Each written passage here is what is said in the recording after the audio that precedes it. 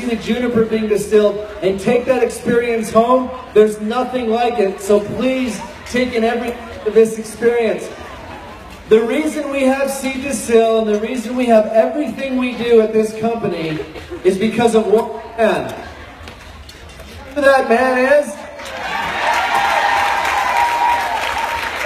Larry Young is the reason you're all gathered here today, and he's the reason we have the purest essential oils on earth. And the reason you are all silvers, and the reason you have this amazing company in your life. Without further ado, please stand up and join me in welcoming Gary Young and Mary Young.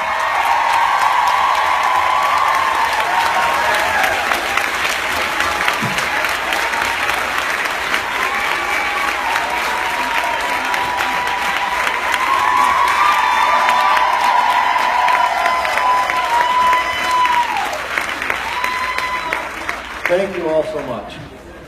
I have a couple of questions before I start. And many of you are new in Young Living. In fact, how many are at the farm for the first? Wow. Okay, now, you have heard stories about that Gary's an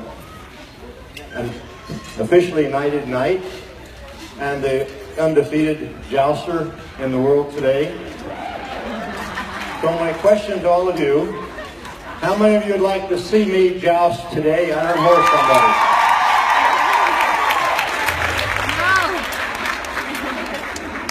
The majority rules.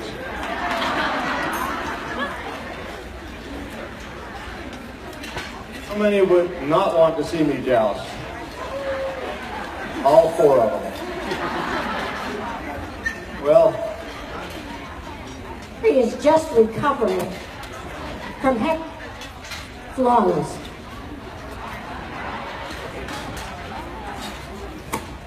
Supposed to be on a horse. He's not supposed to be riding. He's not supposed to be jumping up and down, and least of all, jousting.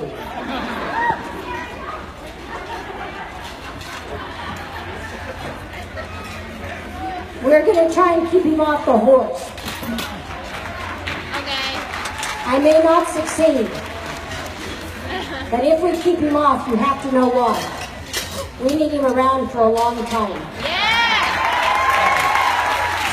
We believe, we know, all the blood clots are gone. We have special things that we do. And the medical profession stands in awe. But nevertheless, we have to be careful and we have to take care of him. And I don't want anything to happen to him, and neither do you. So with that, I'll give you back the microphone and let him see what he can get away with. Thank you, honey. Well, it's been a difficult summer in health sense because, as you know, before convention, I injured my hand the day before and went to the hospital that night to have a check, and they said it was just bruised. It was okay. But after the convention was over, my hand wasn't doing too good. I went into the hospital, actually to my orthopedic friend. He looked at my hand and he says, "Why are you waiting so long to have a check?" And I said, "I didn't." I went in Tuesday night and they x-rayed it, looked at it, and said it was just bruised. I was okay. I said, "What kind of idiots are those?"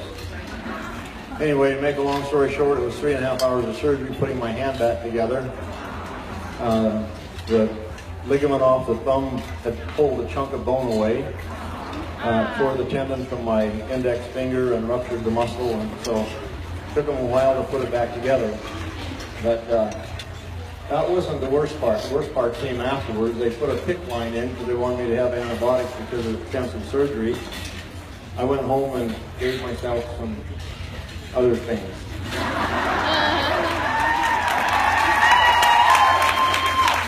And I wouldn't even begin to mention things that start with an F and an H and things like that.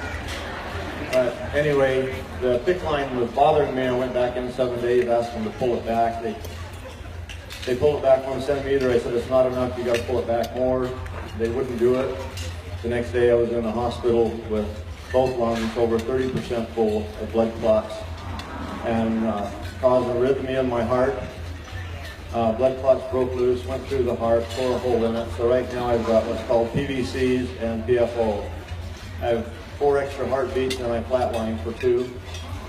And I have 22% of my blood that doesn't get oxygenated because the blood just goes back and forth through the hole. So I'm facing 2 surgeries is what they're telling me, but I'm working on other things that you might know a little bit about. But anyway, that's enough for that. So that's why they don't want me doing what I like doing. But so I have a very good representative taking my place in the arena today.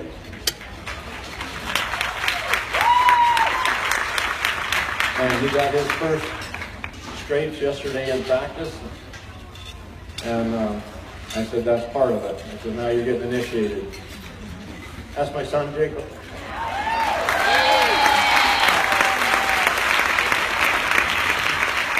So you'll get to see him doing light armor today and tomorrow. It's going to be a great time.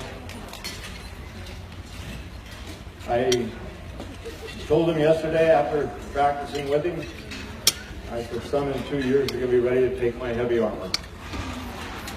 And he said, do I have to wait that long? I said, well, when you weigh 185 pounds, you'll fill it out. So that's your goal. Anyway, I was asked if I talk a little bit about the seed to seal process today, and I put together a presentation. And I don't know how well you're going to be able to see it, but I'll go through a little bit. I'm not going to follow it real closely because of the shortness of time. I prepared a 2-hour presentation, and then they told me I was cut down to 45 minutes. So I don't even know whether I should just give you part of it or just pray and call it good. But anyway, in starting out, I would just like to share this with you to think about for you folks that are new and your first time here to the farm and the distillery and seeing some of the things that you've seen and will be seeing today and tomorrow. You can go around the world and you can go visit every distillery in the world, and you'll never see what you will see right here on this farm. And Young Living has 15 of them.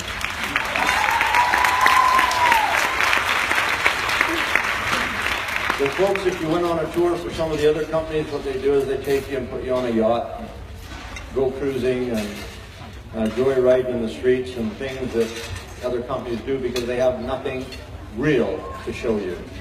They have nothing that's tangible, nothing of substance, because they haven't invested a dime in anything except their own glory and glamour and riches. Young Living has been my love and dream since 1985. And I knew I would create this company clear back then, and I started the foundation for it at that time. Too many multi-level companies have zero foundation. They find a marketing program, they find some Me Too product that they can wrap a label around, they rent a building, hang up a shingle, and open up for business, and they push marketing, and that's all it's about. It's never been about that for me. For me, it's giving you people something to believe in, something that's real, something that's tangible, and more importantly, something that really works.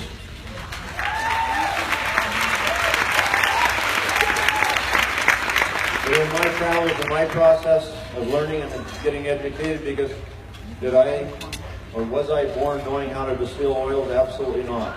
But what I was born knowing how to do, and that was farming.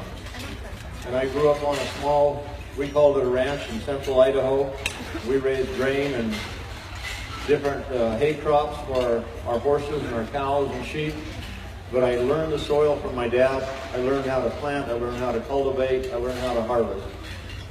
And the most important thing about growing a crop is knowing the nutrients in the soil and how to develop them if they're not there, how to replace them if they're not there, how to improve them if they're out of balance.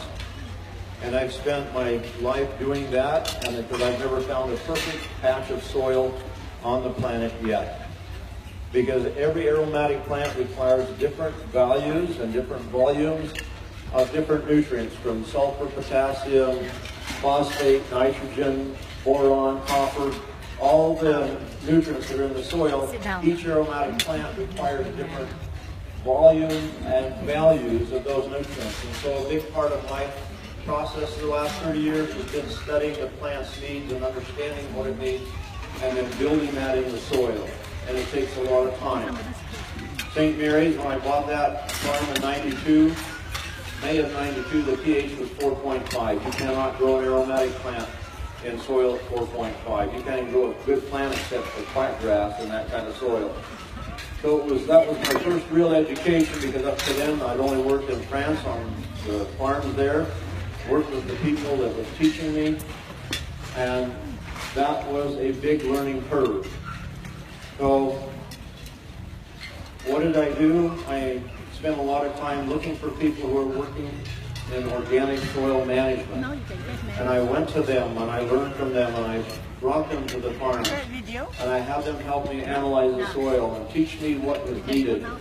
As I would teach them the need and the value of the oil, they taught me the need of the soil. And we combined that to create the most efficient, effective crops that exist in the world today. And so some of the things that you'll see, and you'll see as you walk out in the field or walk around the farm. And again, this is just one. This was the second, actually third farm here in Mona. Our very first farm was in France in 1991. I don't really claim it as a Young Living farm because I leased it. We didn't buy it at that time, I leased it. But it was the first Young Living farm. St. Mary's was the first Young Living owned farm. And then Utah here was the second Young Living owned farm. And then I bought the farm in France. But France is where I started, developing all that. And folks, as you're developing an essential oil, it's really important to understand the process from the photosynthesis, the plant, the minerals in the soil, the carbon dioxide in the air, and how the enzymes inside the plant help pull those nutrients up from the roots, combined with the electromagnetism of the sunlight, and the carbon dioxide from the oxygen, how it converts and creates sugars in the plant. And from those sugars, they produce the essential oils. And so there's some things that may help you to understand a little bit. 3 things that you must have. You must have good clean air, you must have good clean water, and you must have good soil. Now, we can't do anything about the air unless we choose and locate it where the oxygen is relatively clean. That goes the same with water, and if we can't, then we can at least filter water. But what we cannot do is we cannot force feed a plant and get it to produce of any quality. And so it's put the nutrients in the soil that the plant needs. And just a week ago, I had the gentleman's son and partner from Manual Technology here going over this year's program for this fall. So we can give the nourishment to the soil that we need this fall so it's ready in the spring when those plants come out of dormancy. We have to do it every fall, we have to do it every spring to meet those needs. Healthy soil produces healthy oil. No other company in the world, and I don't care who they are, I don't care what they say, I don't care their lies and their literature. There's not another company in the world doing what we're doing.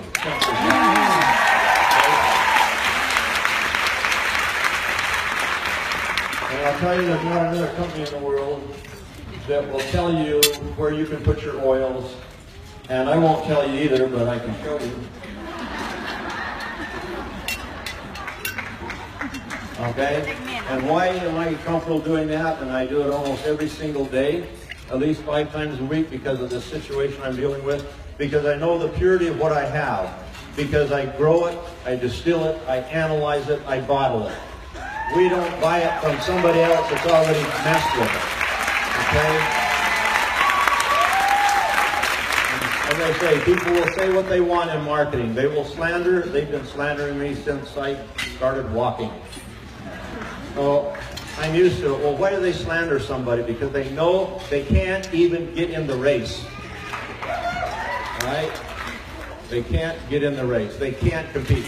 People say to me all the time, well, Gary, how do you feel about your competitor? And I said, I haven't found one yet. As you know, if you're gonna compete, it's like taking a Macintosh apple and comparing it to a Macintosh apple. You don't take a IBM HP and compare it to an Apple. That's not competition. All right?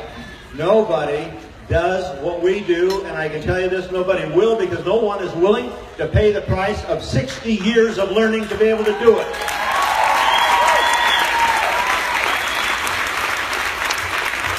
And I didn't really know when I started out in life that it would lead to this. But I tell you, I can look back over my life and I can see that there was someone else directing the show.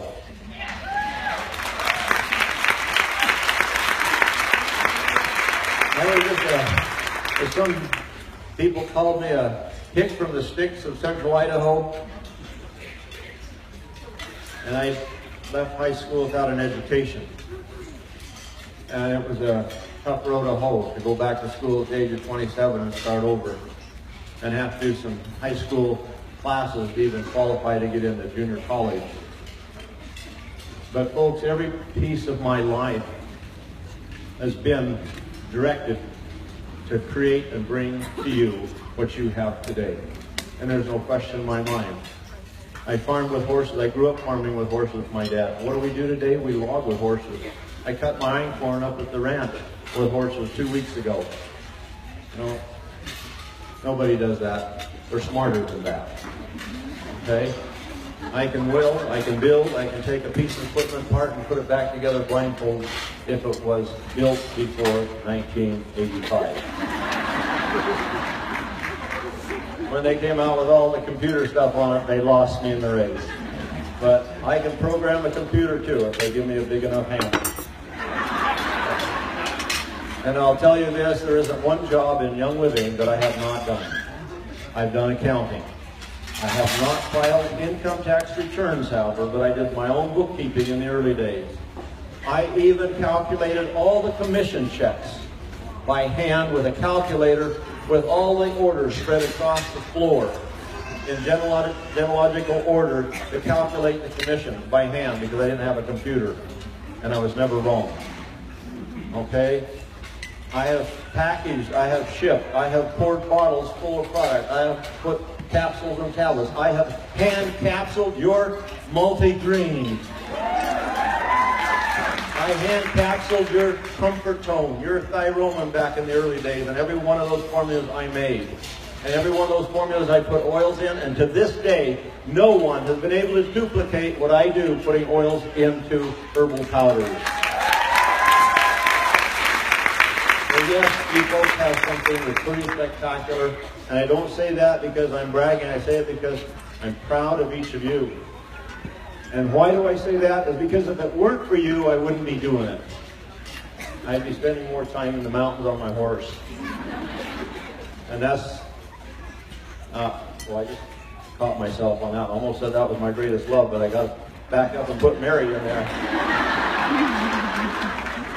But it's great. But some of the things, I can't even see the screen, so, oh, here, they put that one here in front of me. So here's a little bit of information that will help you to combat some of those naysayers out there and people that claim that they've got better. They don't even know the difference between crankcase oil and transmission oil. So how are they going to know the difference between an essential oil? That's why they sell perfumes. Okay, I've spent 36 years researching and testing essential oils worldwide. 35 years traveling the world, and my last greatest adventure was in Somalia, where they made 2 attempts on my life to kidnap me. That was interesting too. Trying to outrun them in the marketplace as they were coming after me with AK-47s. 27 years farming and wildcrafting and gathering. The one thing that I didn't put on there was all the countries I've distilled oils in. And I'll just list those off for you. Idaho, 2 different locations, Highland and St. Mary's. How many have been to St. Mary's? Fantastic. How many have been to Highland for the harvest? All 3 of you. Boy, okay, I'm going to take a moment here and I'm going to call you all to repentance. You're silver. You should have been at that farm. All right, you've got to go and make sure you go to St. Mary's next year as a gold, right? Okay. And then the following year, no, don't take that long to do it. St. Mary's in July, you can make platinum before October or September, whatever that qualifying time is, and be a platinum in Ecuador. Okay? Yeah, that's what you can do. But I've distilled in Idaho, Utah, Ecuador, Peru, France, Croatia, Taiwan,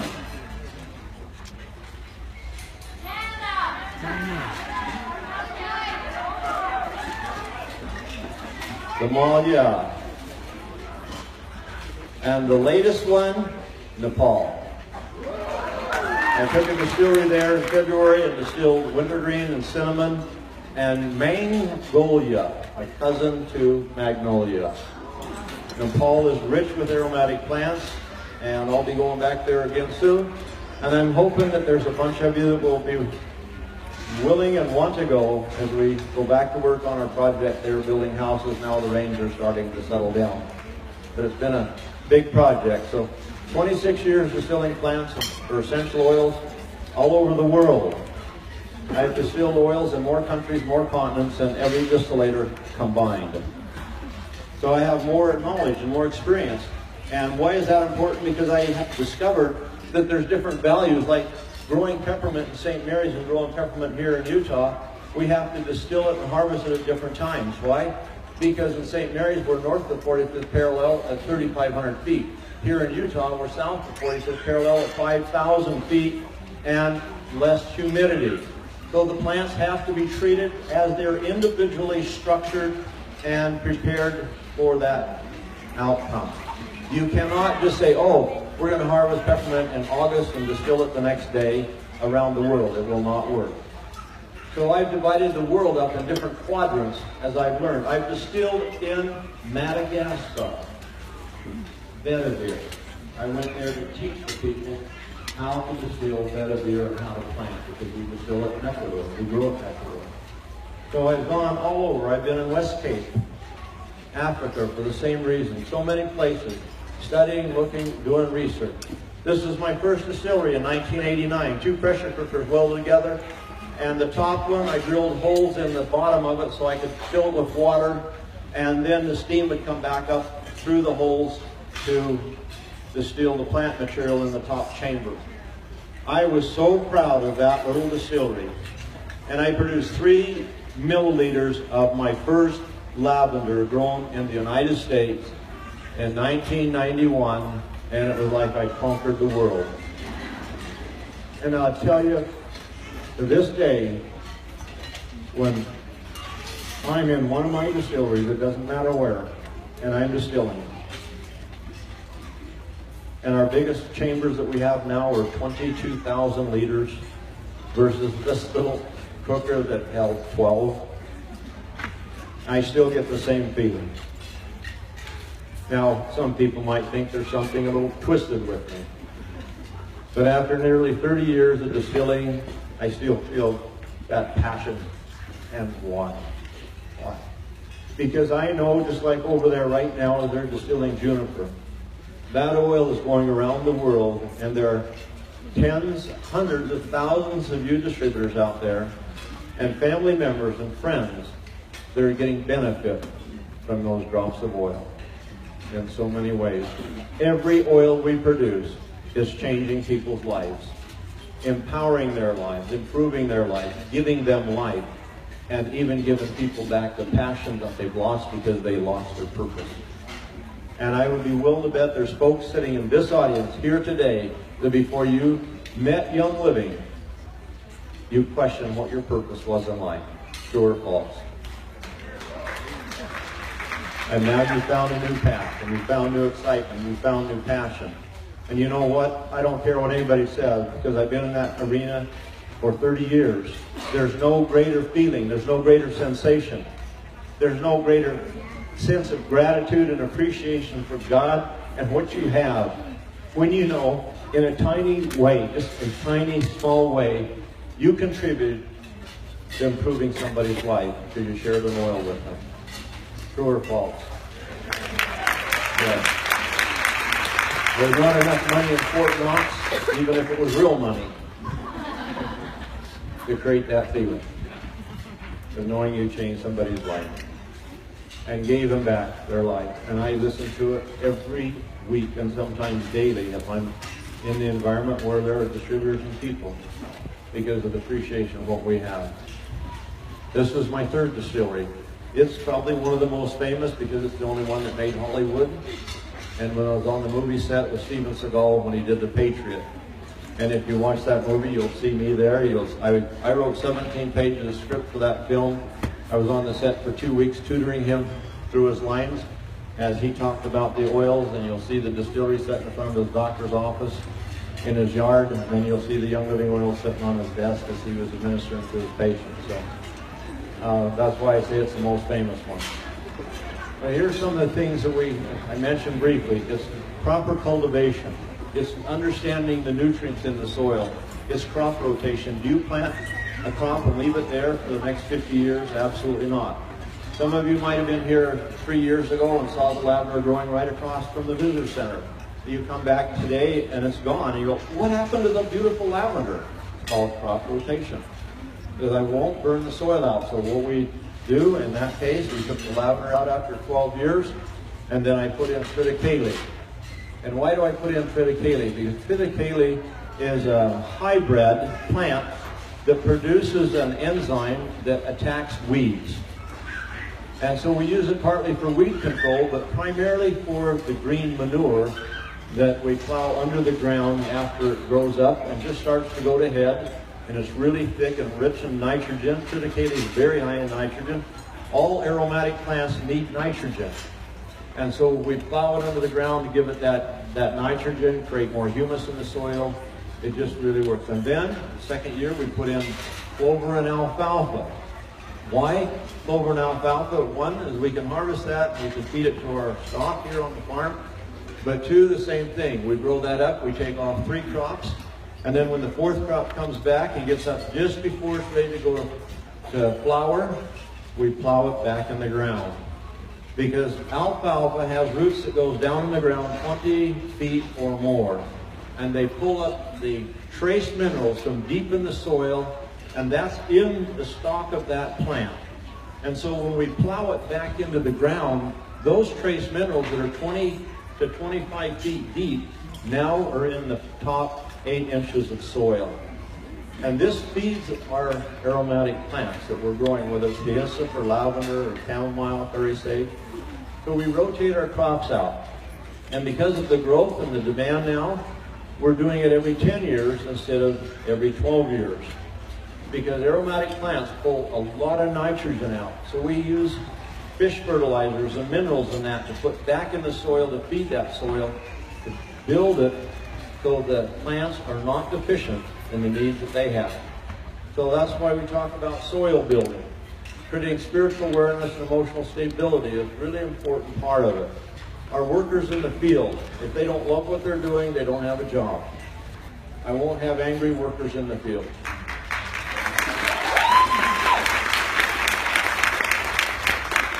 Now there's a company out there that likes bashing me and says, oh, you can never get the same quality in commercially grown plants as you can in wild-crafted plants. Another absolute indication of pure stupidity. People that make that statement have an IQ of 4. Now that's a given a little bit too much. But the reason I say that is because all you have to do is go into the mountains and pick a wild plant and then bring that plant and dig it and bring it home and study it and understand what its needs are and put it in soil that you feed and watch the change. Okay, I have wild-crafted lavender in France. I've wild-crafted wild thyme in the mountains. And I cannot get 6 gallons of oil off an acre of wild-crafted lavender. I am very, very excited if I can get 1/3 of a gallon of oil off of an acre of wild-crafted lavender. And you'll never see a wild-crafted lavender grow more than about 8 inches tall. And very small plants. Why? Because the ground is not balanced nutritionally for that plant. You know, our job as stewards of this Mother Earth is to help her produce what she wants to produce, whether it's growing a potato or a lavender or a tomato or broccoli. If you have poor soil, are you going to have a nice, beautiful, round, russet potato? Are you going to have a potato that's small and it's got black marks in it and the mold's attacked it? Why is it attacking it? Because the soil is nutritionally out of balance. It doesn't have adequate enzymes to digest the harmful bacteria that's there or the fungus that's there. And so these will be depleted. And it is the same exact outcome in essential oils. And that's why I have traveled the world and traveled and traveled and traveled till I can see it in my sleep. To study, to learn. I spend probably 75% more time in the world than I do in the office for that reason. There's wonderful people take care of the office. They can do a better job of it than I can. And you've got the best team in Young Living that's ever existed in 25 years.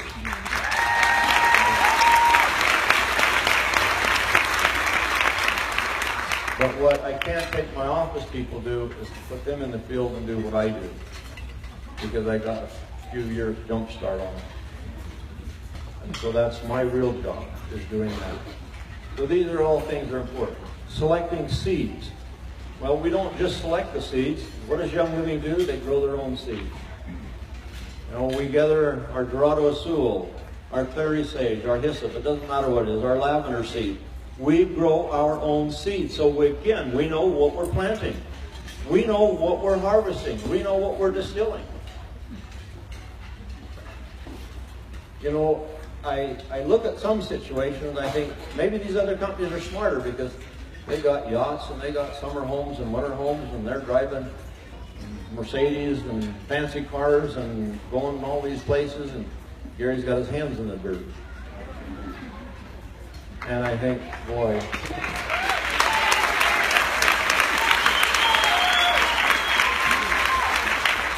they do not have a clue what they're missing.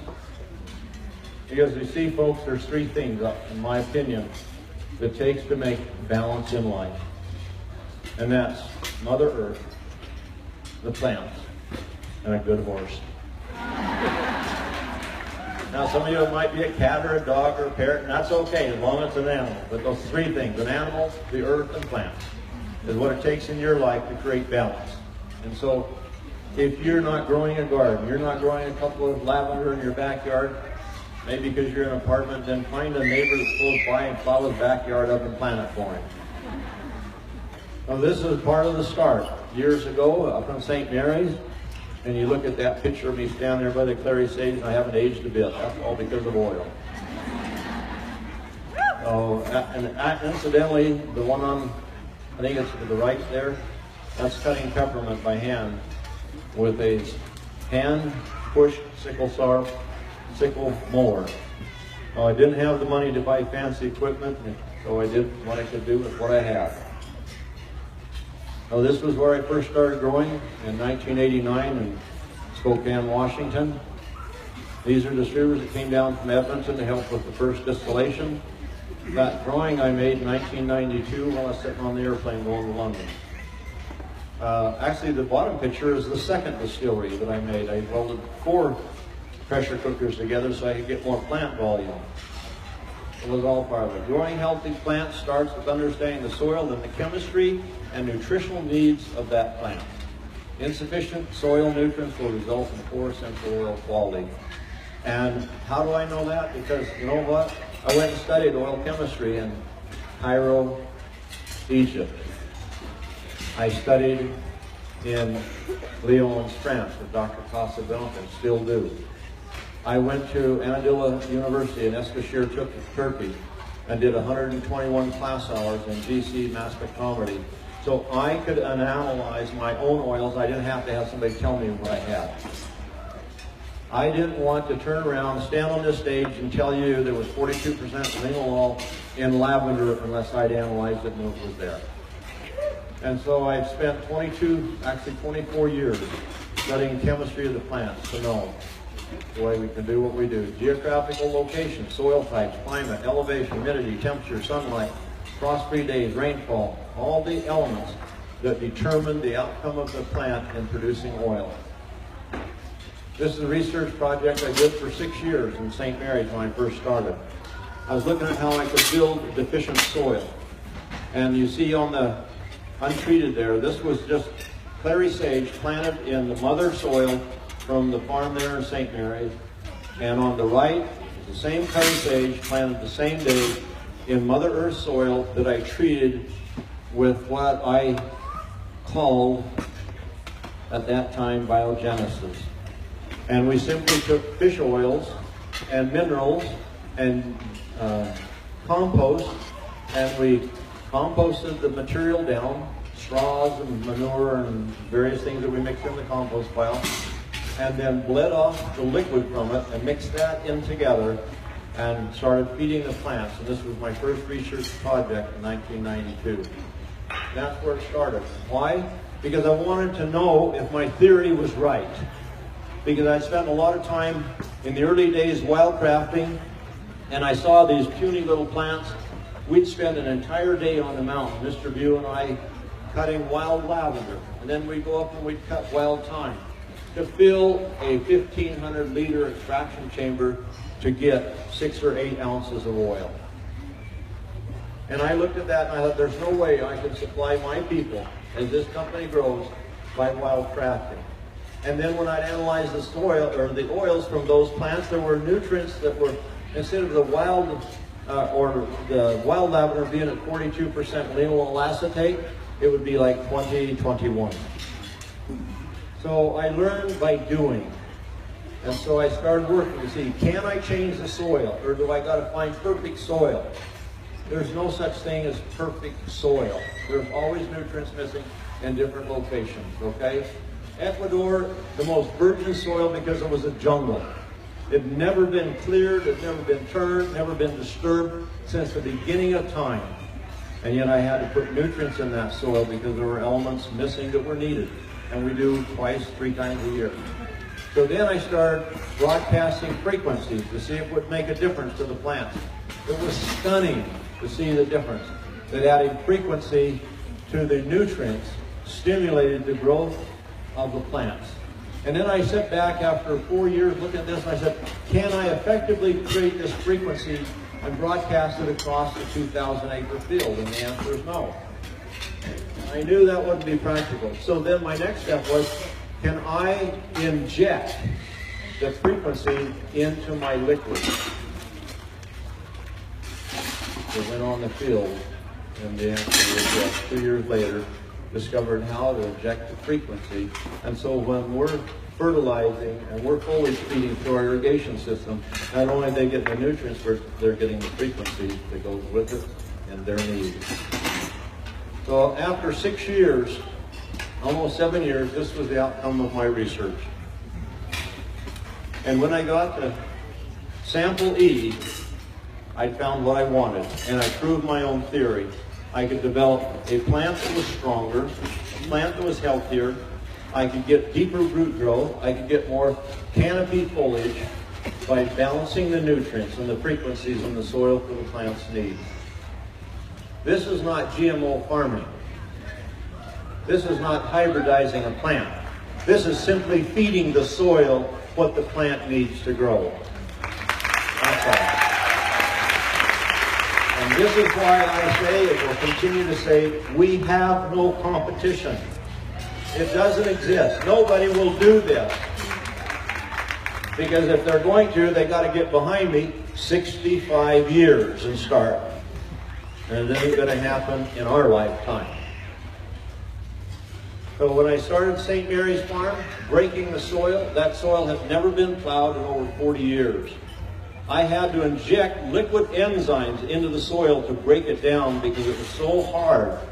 The plants couldn't possibly get any nutrients. It was too hard. It didn't have enough humus. It didn't have enough phosphorus. It was depleted of nitrogen. I had to build all that back. I had to raise the pH from 4.5 to 7. And it took 8 years of feeding the soil to do that. Aromatic plants like a pH of 7 to 7.5, and my time is up. I got 10 hours.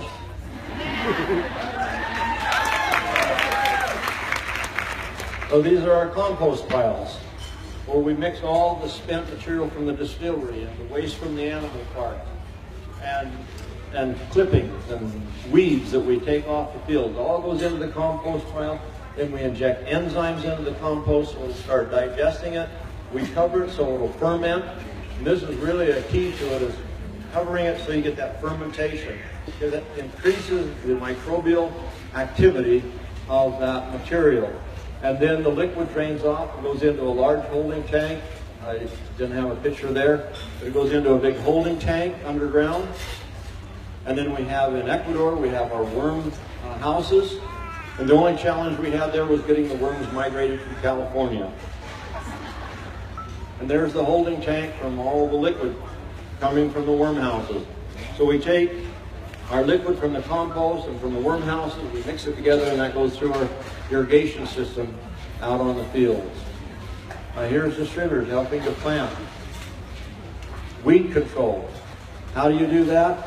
Years ago, folks, years ago, I'm talking back 1992, 93, I discovered a new herbicide that I was so excited about. And so I named it my Christmas herbicide. Ho, ho, ho. Oh, it's a lot of hand labor, a lot of work, but we do use essential oils, and I found over the years oils that are very powerful in controlling weeds. And of course, cover crops, summer fallowing, letting fields lay dormant, and just working them over and over so you can turn up all that seed for thousands of years. It's laid in layers. Bring it to the top. Every time you plow, you bring up seeds from 100 years ago, 200 years ago, and they will germinate. So weeds are very, very powerful. I gave weeds a botanical identity. You want to know what it is? Weediformis agitatus. Commercial sprays are not used in young living fields, period.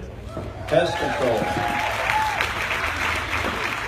And these are what we use: cinnamon, palo santo, basil, ido, tansy, pine, castile, citronelle, and neem are the different, and I use different formulas for different conditions depending on the different plants. We fumigate with neem and basil and palo santo in Ecuador for killing the white flies and the little grubs that get down in the soil and eat the roots off. Essential oil spray application. Oh, this is the part. There's my first sprinkler system I made out of PVC pipe. The far right, that's my aunt. Her and my uncle were there for a year and a half, helping me develop young living. The logging picture there is the land that I cleared. It's now in Melissa. It was 12 years in Lavender, now it's in Melissa. A weather station on our farm, so we can watch the weather and match the conditions with the bricks that our people pull. Once the crop starts into its development stage towards maturity, then they go into the field 3 and 4 times a day and pull the bricks. And then we match it in a graph with the temperature, the climate, the barometric pressures. And I can tell you by looking at bricks in a plant if it's going to rain 3 days from now, or if the temperature is going to drop in 24 hours, because the bricks will indicate that.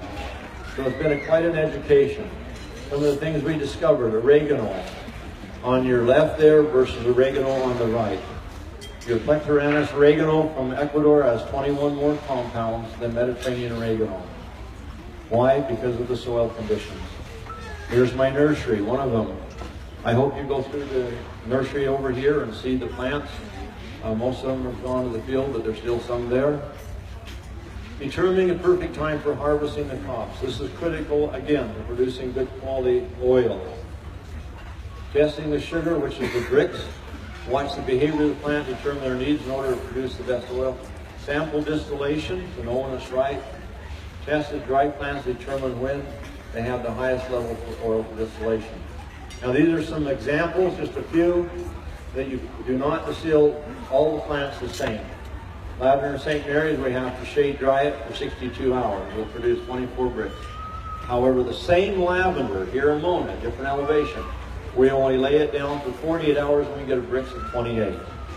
Just a whole lot of difference. So why is it lower in St. Mary's? Because the humidity is higher. Lavender, France, cut before flowers go to seed, dried 76 hours. We only get it 21 bricks there. Melissa, cut at mid-bloom, shade dry 12 hours, bricks 14. Ecuador, cut before going to seed, shade dry 120 hours, bricks 24. Dorado Sul, still immediately, bricks 16. Frankincense in Oman, we bleed the trees. We get mature resin. It's a 125-day process when we start bleeding the tree until we distill. Peppermint in full bloom, sun-dried for 3 days, bricks of 28. So those are just some of the examples. That was the early days when I started building the St. Mary's Distillery. This is one of the distilleries I was trained on in France back in the early 90s. And that distillery, incidentally, is sitting over by the distillery if you want to get pictures of it. Oh, this is all the process. There's my uncle when we built the first vertical stainless steel distillery in North America in 1994. It's an exciting time. Here our distributors were there for the first convention. It was a huge outturn. We had 1994, all 220 distributors. Our Silver Club was 10 times bigger than our first convention. Isn't that amazing? Wow. That's how the St. Mary's Distillery looks today. That's me there welding and building equipment, planting clary sage. Here I'm on the tractor harvesting lavender here at Mona. There's our lavender fields, peppermint fields, harvesting wild tansy in Idaho. Distilling is critical, and I'm running out of time. The draft horse show starts at 1 o'clock, and I have to be over there for the opening. So I'm sure somebody will give me a sign here. But folks, distilling is critical. And in fact, in the whole process of developing essential oils, distillation is the most critical. Anybody can plow ground, anybody can plant, anybody can cultivate, water, anybody can harvest, but it takes skill to distill and get the quality of oil out that's necessary. And to know how to do that, and I spent years and years learning distillation from the two best in the world. Marcel Espiau, who is the president of the Lavender Growers Association, 4th generation distillator in France.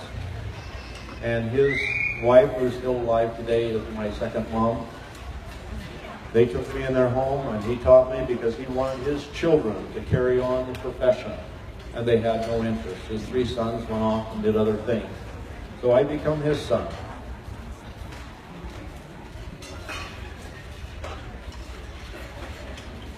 He was here in 2004, spoke at convention. He stood over there on the distillery deck in front of all those distributors that were here then.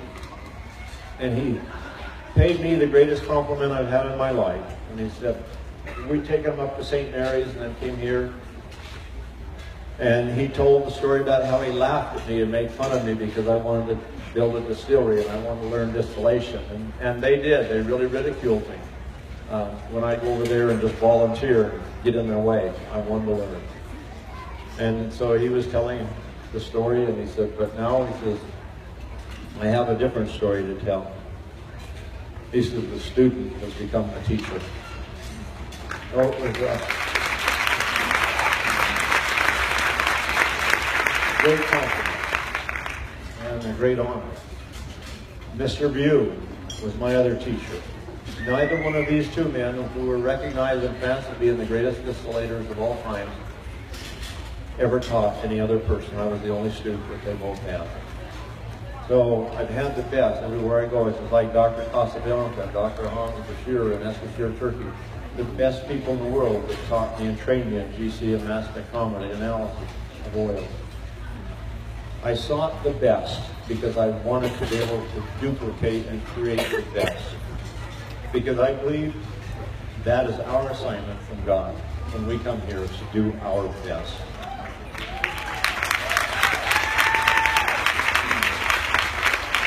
Now, what's really important in the distillation is packing the chamber, packing it right so you don't create chimneys, you don't create a flooding, you don't create refluxing in the chamber, and you don't fracture the oils, you don't scorch the oils, and you can get it out as well. So, I can tell I'm in trouble already. Again, different plants require different temperatures for distillation. They require different temperatures for condensation as well. A lot of factors we don't go into. There's Highland Flats. Here's Utah, Fort Nelson. How many were at Fort Nelson? Thank you. Wasn't that magnificent? That's my pride and joy. We built that distillery at 50 below zero. There's looking at it from the air. And there's my fellow buncher cutting the black spruce. The analysis of the oils, Ecuador distillery, separation of the oils and filtering, getting them ready for bottle. This was the first distillery in Oman. And I went there in 1995, and Mary was with me to do research in frankincense, and when we're flying out of Muscat, I'm looking out the window, and I said to Mary, I said, one day, honey, I'm going to come back and build a farm here and have a distillery. She says, yeah, that'll be a fat chance of that happening. Well, it took a few years, but 2010 it happened. It doesn't matter what you dream. If God puts it in your mind, you can achieve it. Okay?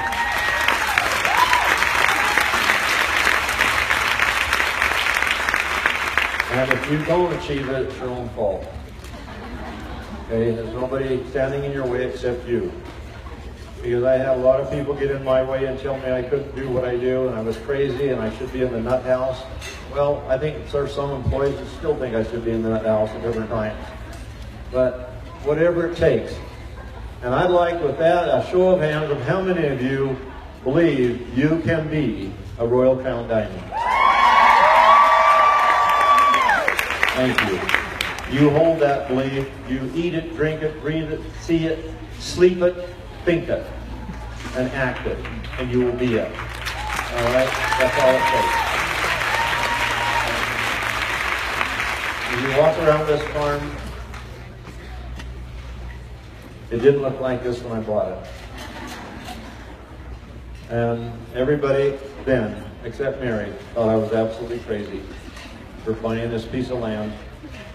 But I knew what I wanted, and I knew what it would become. And I told Mary, she says, why are you building the park? Why are you making an animal zoo? I said, because I want people to come and see the fields. I want them to see the plants, and they're going to bring their kids. And they'll be here 5 minutes walking through the field, and the kids are going to pull on their pants or their dress saying, Mommy, I'm hungry. Mommy, I'm tired. Mommy, I want to go home. So I said, I'm creating a park, so it'll be the parents grabbing the kids and saying, come on, honey, we got to go home. I wanted to bring the world to see what's here. I want to get the kids out of the pavement, out of the concrete, out of the city to touch the animal, to touch the plant, to touch Mother Earth and find balance.